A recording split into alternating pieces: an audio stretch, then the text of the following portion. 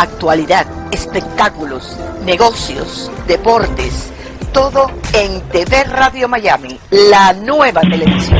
Agustín Rangugli, un periodista sin libreto.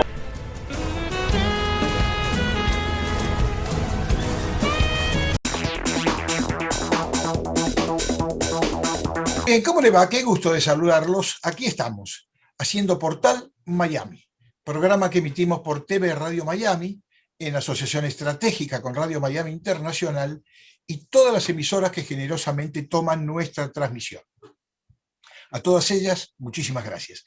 Como es de costumbre, les saludo en forma personal a Radio Francia Internacional, a La Voz de América, a Radio Mercosur, a Radio Vaticana, a Radio Naciones Unidas y también a FM Millennium, que nos toma desde Punta del Este en Uruguay.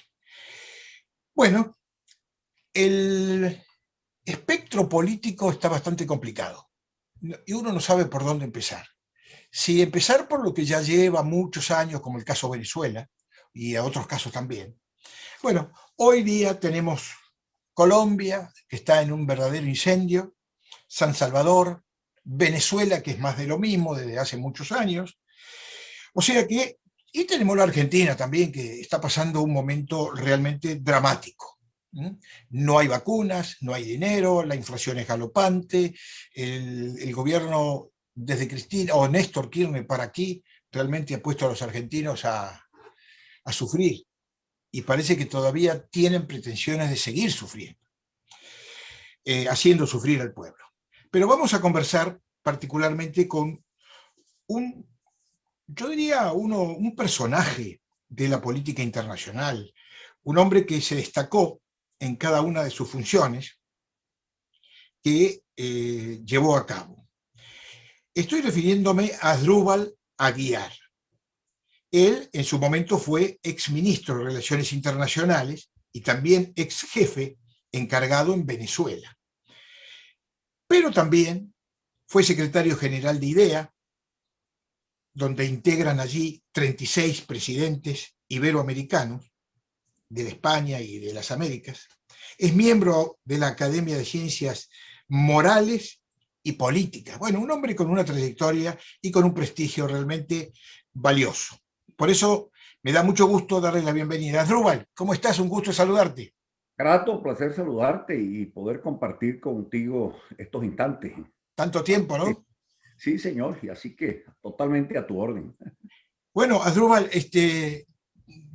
yo te dejaría que me vayas describiendo qué zona te preocupa más de lo que está pasando en este mundo, en esta actualidad trágica que nos invade la pandemia. Somos todos de alguna manera víctimas de ello, pero cada uno tiene un problema más. Por ejemplo, Argentina, Venezuela, lo que está pasando en Colombia, pero me gustaría tu reflexión.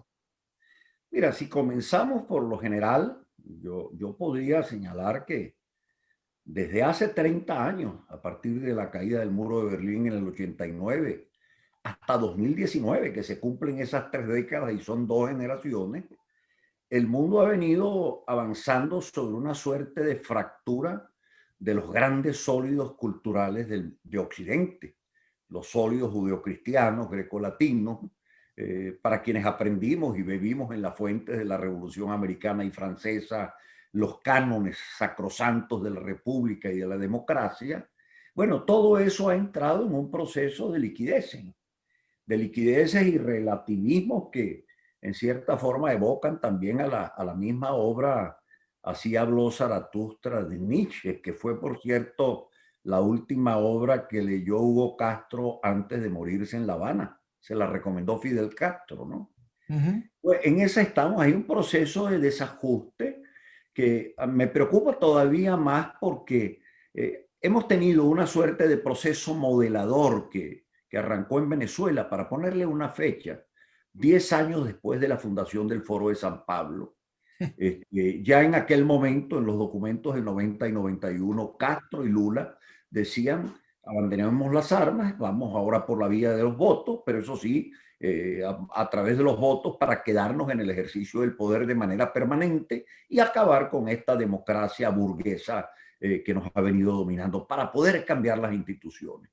Bueno, cumplen 30 años recientemente y vuelven a la pila bautismal, y ahora ya, si en el pasado se llamaban comunistas, después pasaron a ser socialistas del siglo XXI, ahora se llaman progresistas.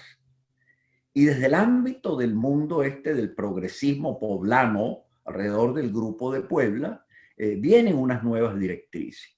¿En qué consisten estas? Bueno, si al principio fue la vía de las armas, en el intermedio fue la vía de los votos, ahora viene un nuevo condimento. Para poder romper finalmente esos sólidos occidentales, se requiere de la violencia dispersa y difusa, que no tenga rostro. Y uno la encuentra no solo en Santiago de Chile, uno la vivió y la sintió también aquí en Estados Unidos. Uno la está presenciando, la presenciamos en Colombia hoy en día en vivo y en directo, y no aparece nadie que tenga rostro, salvo la denuncia que recientemente hace el presidente Lenin hace pocas horas, señalando que detrás de esto el laboratorio fue fundamentalmente Caracas, y que los actores los había reclutado fundamentalmente el gobierno de Caracas, y paradójicamente 15 días atrás Diosdado Cabello, que es la cabeza del partido oficial del señor Nicolás Maduro, anunció que la guerra no tendría lugar en Venezuela, sino en Colombia. Bueno, en esa estamos. ¿Dónde está mi preocupación fundamental? Y la he compartido con los expresidentes que integran el grupo IDEA. Que esta suerte de cosmos que hemos vivido en 30 años ha contaminado en sus comportamientos también a los actores políticos que se dicen comprometidos con la república y con la democracia. Entonces banalizan hoy en día los procedimientos, banalizan la fuerza de las leyes, piensan en los fines, y para alcanzar los fines, si hay que en cierta forma llevarse por delante las instituciones, lo hacen. Y ahí estamos con el ejemplo ahora del Salvador. Salvador, Nayib Bukele, que llega por la vía electoral, se hace ahora de una gran mayoría determinante. Su argumento es similar al de Chávez en 1999. Chávez decía, hay que acabar con la democracia corrupta de partidos que duró 40 años. En El Salvador ahora se dice, tenemos que acabar con este sistema bipartidista, insensible frente a las demandas populares, que ha estado dominando como una suerte de dictadura en los últimos 30 años, y no hemos podido modificarlo. Bueno, va al Congreso, tiene su mayoría, y la primera medida fue acabar con la justicia constitucional en términos de expeditos. O sea, el librito les cae bien a todos. No, es una cosa tremenda, porque es que ni siquiera, fíjate, con la cercanía que tiene El Salvador a San José de Costa Rica. San José de Costa Rica es la sede de la Corte Interamericana de Derechos Humanos. Yo integré esa corte hasta 1994. Y resulta ser que esa corte, cuando se encuentra frente a problemas de destituciones de jueces constitucionales, analizó casos recientemente sobre lo ocurrido en el Ecuador de Correa, sobre lo ocurrido bajo Evo Morales, y sobre lo ocurrido en el Perú, cuando Fujimori desmonta la justicia constitucional también. ¿Y qué dijo la Corte?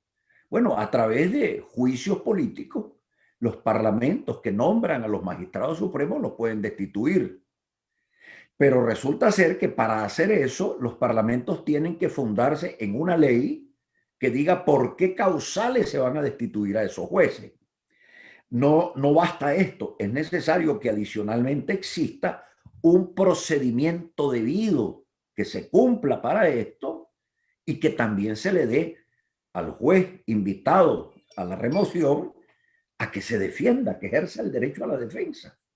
Pues bueno, nada de esto sirvió, simplemente tenemos una mayoría, y como decía Chávez en su tiempo, la mayoría me permite ser el jefe del Estado y el dueño del país, de la República y del pueblo. Y sobre esa base, l'état c'est moi, o sea, la ley soy yo hago la ley, y en definitiva nadie se me sobrepone. Eso sí es malo, porque esto ciertamente está relajando inclusive el molde republicano y la experiencia democrática, que es lo que más me angustia en este momento. ¿Cómo se recupera ese factor, el democrático, el que permite precisamente que haya respeto por las ideas y también sucesión de cada uno de los presidentes, legisladores y diputados y senadores? Mira, eso requiere de dos condiciones centrales. En primer lugar, de ciudadanos que hayan aprendido y se hayan consustanciado con la cultura de la democracia. Porque en definitiva, estos traficantes de ilusiones del siglo XXI, que esos son, que ofrecen simplemente el cielo en la tierra, que se consideran dioses caídos del Olimpo, no llegaron ahí a través de golpes de Estado, sino que llegaron a través de votos populares. Claro. Y votos populares que lamentablemente sufrieron las consecuencias previas, porque el colombiano sufrió lo de Uribe, el venezolano sufrió lo de Chávez, lo de Ecuador sufrió con Correa, y así sucesivamente. Y repite la elección de estos presidentes, como el caso de Bukele, que entró como un angelito y resulta que ahora está mostrando las uñas y vuelve a hacer más de lo mismo. Entonces, no, ¿cuál es el camino? No, ahí tiene que haber un discernimiento también por esto, porque sobre todo la izquierda nucleada en Puebla y en el Foro de San Pablo, ellos llegan al poder, cambian las estructuras del poder y penetran la institucionalidad. Hoy en día lo pueden hacer a través de esto que se conoce como el andamiaje digital, porque al cabo nacen a esta realidad con la caída del muro de Berlín, pero el ingreso del mundo a la tercera revolución industrial, que es la digital y ahora la de la inteligencia artificial. Sí, sí. ¿Qué pasó en Venezuela? En Venezuela simplemente, así como en el mundo de la votación, el ciudadano sabía en definitiva lo que votaba y cuidando su voto en la mesa podía escrutarlo y contarlo uno por uno. Hoy en día, vos y yo vamos a una mesa electoral y una vez que termine el proceso hay que llamar a un técnico matemático o un especialista en algoritmos para que nos diga si ganamos o si perdimos, ¿no? Con lo cual hay una plutocracia o aristocracia digital que al final tiene el poder real en las manos. Eso pasó en Venezuela. Sí, sí. Y por eso, a partir de aquel momento, con el apoyo tecnológico de Cuba, no pudieron ellos, nadie pudo derrotarlos hasta el día de hoy. En el caso de Colombia, por lo menos la institucionalidad funcionó. O sea, tan funcionó que, fíjense, presidente Uribe gobierna, tiene su conflicto ardoroso con el mundo del narcotráfico y de la guerrilla, intentó en un momento tratar de reelegirse, la corte le dijo no se puede, presidente, y él acató eso. Porque en el fondo la regla de la democracia, y aquí pienso absolutamente en el gran Raúl Alfonsín, dice, las democracias no se miden por la elección, sino por el acto de despedida del poder. ¿Qué significa esto? O sea, el verdadero demócrata es aquel que en algún momento sabe que recoge sus papeles del escritorio y se va para su casa. Que cumplió su periodo, cumplió su tiempo. Cumplió su periodo. Todo eso está hoy en día disuelto. Pero fíjate qué coincidencia. Tenemos la explosión en Santiago de Chile para obligar por la fuerza de la violencia difusa a Piñera a que haga lo que hizo Chávez, Correa y Morales, montar asambleas constituyentes. Sí, sí. Estos la hicieron en La Paz en su momento en que estaban sobre miel de hojuelas, hojuelas de miel, con las mayorías a sus manos, y montaron sus constituyentes. En Chile, usted no quiere montar la constituyente, violencia difusa. ¿Qué están planteando en Colombia? No, es que tenemos que llegar a una constituyente para poder rehacer al país desde cero. Entonces, ¿qué es lo que ocurre? Que la gente en medio de su... porque también se rompió el hilo de la ciudadanía. Y esta es una de las cosas más trágicas, producto justamente de la revolución digital y de la revolución de la inteligencia artificial. Se desvalorizaron los territorios, se desvalorizaron los espacios, ya el valor de los estados, el valor de los partidos, el valor de las parroquias desaparece, y en medio de esto emerge una suerte de mundo neoidentitario pero que no son identidades en la ciudadanía, sino en las identidades que cada uno de estos internautas que va a la calle con sus actos de violencia inventa al letal, crea su propia identidad. Yo hoy en día soy afrodescendiente, pero mañana no, mañana me declaro miembro de un grupo blanco. Al día siguiente me hago miembro de un grupo originario porque busco a mis abuelos que venían de ese lado, o participo de las tribus urbanas, o me meto a Pare de Sufrir, entonces, o me hago hombre verde y considero que soy, como lo decía un muchacho por televisión en días pasados, yo soy transespecie, y simplemente se incrustó en la cabeza unas orejas de animal. Entonces, en medio de esas identidades difusas y dispersas que generan las grandes plataformas digitales en el siglo XXI, en la dispersión no hay posibilidades de control. Y en medio de la demanda que hace esa gente, surgen los traficantes de ilusiones. Prometen el paraíso y el orden, y para ello hay que acabar con la libertad y acabar con las instituciones. Ese es el gran desafío que tenemos, y eso tendrían que entenderlo los demócratas de una manera cabal, o sea, tratando de mirar el bosque y no quedarse golpeando la cara con los árboles, ¿no? ¿Cómo ves la vuelta de Lula salido de la cárcel con pretensiones políticas, por ejemplo? Es que eso es parte también del ecosistema, porque claro. Voy a un ejemplo que es muy concreto. Yo fui juez de la Corte Interamericana. ¿Qué se me decía y se nos decía a los jueces en mi tiempo? Mire, señores, en el cono sur de América Latina se aprobaron unas leyes de punto final y obediencia debida. ¿Cómo es posible que vayan a perdonar a los militares genocidas del cono sur? Y nosotros asentimos, efectivamente, o sea, los crímenes de lesa humanidad no prescriben nunca, hay que castigarlos. Claro. Tras esa prédica, se montó el mundo de las organizaciones de derechos humanos, la mayoría de la izquierda, hasta que, bueno, simplemente murieron nonagenarios o perdieron ya la vida por su agotamiento, toda esa camada de dictadores militares del Cono Sur, y de la noche a la mañana surge una nueva tesis: la justicia transicional. ¿Qué es la justicia transicional? Bueno, los que han cometido crímenes de lesa humanidad o de terrorismo que vienen de la izquierda, bueno, en el fondo están respondiendo a situaciones vertebrales de injusticia que hay que atacarlas en las raíces y no en las consecuencias. Este fue el discurso de Zapatero en el año 2005, cuando va a Naciones Unidas con su Alianza de Civilizaciones. Y entonces, al final, ¿qué llegamos? Bueno, en Colombia, la justicia transicional para la narcoguerrilla, se llega a un entendimiento, pasan ellos a las asambleas integrándolas como actores políticos, y nadie paga cárcel, y menos entregan sobre todo las rutas, ni entregan las armas, ni entregan las caletas de dinero.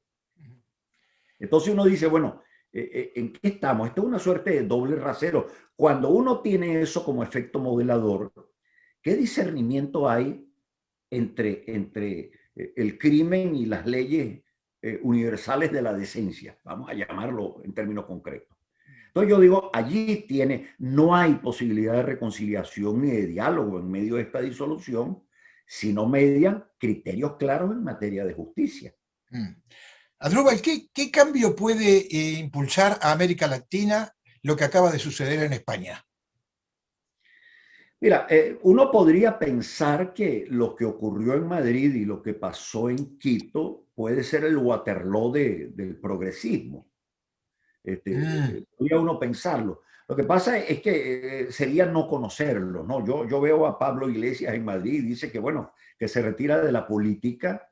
No, se retira de la política y se va al subterráneo. Esto uno tiene que estar absolutamente convencido de esto. Lo que sí me llama poderosamente la atención es la causalidad. Gana Guillermo Lasso en Ecuador las elecciones el 11 de abril. Sí, parecía un movimiento uniforme de piezas, ¿no? Y se incendia totalmente Colombia. Ajá. 4 días después. Siendo que antes de que ocurriese la elección en Quito, ya Correa desde Europa, que se mete en las elecciones de Madrid. Y habían ganado la primera vuelta, inclusive. Claro, anuncian la guerra en El Salvador y la violencia para el caso de que. Entonces, yo al final, no creo que tiene sentido hacer críticas a quienes hacen todo esto. Mi crítica más bien viene a los actores de la democracia que, comprometidos con los valores de la república, tienen que aprender a leer las leyes y las constituciones en términos más proclives al bien común. ¿En qué sentido? Y no hacer como hacen los abogados de circunstancia, que tienen un cliente al cual deben defender y le hacen decir a la ley lo que no dice. Entonces, en este sentido, tiene que haber, primero, una claridad de que el ecosistema es otro. O sea, estamos en el mundo de las grandes transformaciones. Yo me hago propaganda. Acabo de concluir un libro que va a llevar prólogo de Luis Alberto Lacalle Herrera, el padre del actual presidente, el expresidente Lacalle, en donde yo digo, allí titulo, El viaje moderno llegó a su final. Y estamos ingresando justamente a una globalización de incertidumbre. Entonces, ¿cómo ponerle piso firme a todo esto? Bueno, algunos valientes que a la manera ¿cómo se llama? De los apóstoles de Jesucristo cuando comenzó la civilización, asuman la responsabilidad de defender los principios en un momento crítico. Y esto, por esto yo saludo la postura de los expresidentes. 21 de ellos suscribieron la declaración sobre lo de El Salvador, como para decir, mire, una cosa es que nosotros le hacemos estas críticas al señor Maduro, se las hacíamos al señor Correa, pero también tenemos que hacerse al señor Bukele, que se trata de vestir como un hombre que viene de la derecha. ¿Por qué? Porque es que no hay dictaduras buenas de derecha ni dictaduras buenas de la izquierda. O sea, todas las dictaduras son malas, ¿no? El concepto ya lo define. El tema es que tenemos un nuevo presidente en Estados Unidos, evidentemente después de una dura lucha con un republicano, y que está marcando algunos pasos que seguramente cada uno tendrá su evaluación. ¿Cómo lo estás viendo vos al presidente Biden? Mira, todavía lo veo muy lento en la definición clara de su política exterior hacia América Latina. Tiene muchos problemas adentro, ¿no? O sea, ¿qué ocurre? Yo tenía la expectativa de que en el momento en que él visita el Departamento de Estado y hace su exposición sobre sus grandes líneas, las que trazó para el funcionamiento de ese departamento, en ningún momento mencionó a América Latina, ni a Venezuela, ni a Cuba. Uno dice, acto seguido, obviamente, reduce el tema latinoamericano al tema de la migración y por eso designa a la vicepresidenta Kamala Harris para enfrentar ciertamente un tema muy caliente que lo tiene allí a la mano. Le preocupa mucho México en ese sentido. Claro, pero en definitiva, el tema de la migración, en los términos en que se está planteando, esa es la consecuencia de un río aguas abajo que viene transitando desde atrás. Y con fuerza. Y es producto de una situación sísmica que viene atravesando América Latina, que tendrían que verla en su conjunto. Entonces, yo ahí tengo una preocupación. ¿Por qué? Porque tiene que ver esto con el quiebre que yo decía al principio de los grandes bloques occidentales. Bueno, que fíjate, queman las iglesias en Estados Unidos y en el sur. Derrumban las estatuas de Cristóbal Colón en Estados Unidos y también en el sur. O sea, es como para que todos los símbolos o los íconos de una manera de pensar y de sentir que existió en Occidente terminen acabándose. Y esto ha sido parte, ¿cómo se llama?, de una de las grandes transformaciones que predicaba el neomarxismo. O sea, mire, ya la violencia no sirve, vamos a la psicología social, al mundo de la cultura y a partir de allí reconstruimos. Y en eso andan. Fíjense que en el caso, yo lo analizaba, por cierto, a propósito del debate muy acre que tuvo el presidente Trump, que se le demonizaba al presidente Trump por una parte. Se le demonizaba diciéndole, mire, él decía, bueno, es que hay que pertrecharse en los valores nacionalistas de Estados Unidos. ¿Qué le dice la izquierda global? Ah, usted es un fascista. Si uno va a los documentos del Foro de San Pablo del año 90 y 91 de San Pablo y México, ¿qué dicen allí? No habían inventado todavía el tema de las identidades. Y entonces dice, hay que volver a las raíces históricas. Bolivarianismo, martinianismo, sandinismo, para poder reencontrar a la gente después que cayó el muro de Berlín y se han destruido las formas de Estado. Pues bueno, porque eso era muy bueno en el año 90-91 con la izquierda, y es muy malo que el presidente Trump invoque las ideas nacionales. Entonces, claro, lo asemejan con el tema del nacionalsocialismo, pero con una particularidad que es la que tenemos de nuevo que poner sobre la mesa para entender el ecosistema. ¿Cómo llega el presidente Trump al poder? Montado sobre las redes digitales, sobre las grandes plataformas. ¿Quiénes lo derrocan del poder, para decirlo coloquialmente en términos latinoamericanos? Una plataforma, Twitter. Y Facebook. No lo derrocaron las televisoras, ni las radios, ni los periódicos, que ya contamos pocos. ¿Cómo se llama? Yo que he sido un hombre fundamentalmente de periódicos durante muchos años, ya no contamos en esto. Y entonces la gobernanza, y quizás cerraría con esto, estamos viviendo el COVID-19. ¿Qué nos deja el COVID-19? Una América Latina gobernando por la vía de facto todos sus presidentes, demócratas y no demócratas, mediante leyes excepcionales porque tienen que combatir la enfermedad. La gente está encerrada y en el interreño, ¿qué funciona? Por un lado, las grandes plataformas resolviendo los problemas de la humanidad. Amazon, Twitter, Instagram, y paremos de contar. Y por el otro lado, el discurso ideológico, que lo comparte el propio Vaticano, el Papa Francisco, a quien yo conocí mucho en mi estadía en Buenos Aires, cuando era cardenal, pero pensaba de otra manera en aquella época. Curita. Sí, pensaba de otra manera en esa época. Absolutamente. Hoy en día, ¿qué dice? Entonces, viene ahora el discurso, se dan cuenta de que la naturaleza está renaciendo, está adquiriendo de nuevo fortaleza. Lo que tiene que llamarnos a la atención, casi como diciéndonos, ustedes, señores humanos irracionales, que se equivocan, que no tienen certidumbre, que carecen de certeza. Bueno, para eso están las leyes evolutivas y matemáticas de la naturaleza y las leyes exactas, imposibles de que se equivoquen, de las grandes plataformas. Bueno, esto es parte de este proceso de disolución y de realidades de incertidumbre que estamos transitando. Entonces, la democracia occidental no podía pasar por debajo de la mesa sin sufrir las consecuencias críticas que estamos advirtiendo en este momento, ¿no? Para cerrar, porque se nos fue el tiempo, futuro de este año 2021, de lo que resta de este año, que ya resta casi 7 meses, ¿no?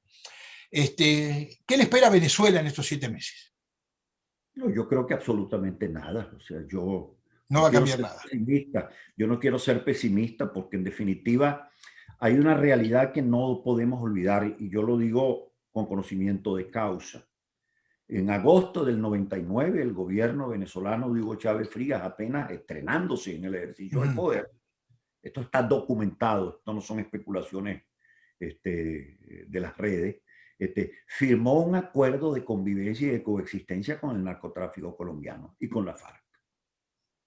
A partir de ese momento, Venezuela fue degenerando progresivamente, no en un Estado o un funcionariado que se corrompía, como siempre hemos tenido gobiernos corrompidos, sino que no una oposición entre gobiernos dictatoriales, militares o gobiernos producto de elecciones, sino unas democracias debilitadas hoy en día, confrontando a estados del crimen organizado transnacional, cuya actividad la facilita el mundo hoy en día de las redes. Entonces, la lógica política y constitucional opera dentro de la República. Frente a fenómenos de esta naturaleza tendría que operar la lógica de la seguridad. Y resulta que cuando uno va a Naciones Unidas, la lógica que sigue operando para analizar el tema venezolano es la lógica constitucional y de la República. Bien. Entonces, ahí lo que hay es un pastoreo de nubes que lo están padeciendo los venezolanos. Complejo. Sí, que lo están padeciendo y lo estamos padeciendo los venezolanos. ¿Este puede ser el futuro de Colombia? Eso es lo que aspira Nicolás Maduro. Yo espero que la élite, porque esta es otra de las cosas, que cuando las élites aflojan y las élites no entienden el panorama, el bosque, también cometen graves errores. Entonces, yo espero que las élites en Colombia, como sobre todo como consecuencia de esta violencia, esto genere una reacción por contrario imperio. Ya ocurrió con la experiencia de Ecuador. Y eso tendría, en cierta manera, que servir de indicativo, ¿no? Sí. Bien, Asdrúbal, realmente un lujo haber compartido unos minutos contigo y nuestra audiencia estará más que contenta, feliz de recibir tus pensamientos, tus deducciones del pasado, que deja muchas enseñanzas al presente y al futuro. Seguramente estás muy involucrado mentalmente, de corazón, con toda la fuerza en la problemática de Venezuela. No tenemos más tiempo, solo un minuto.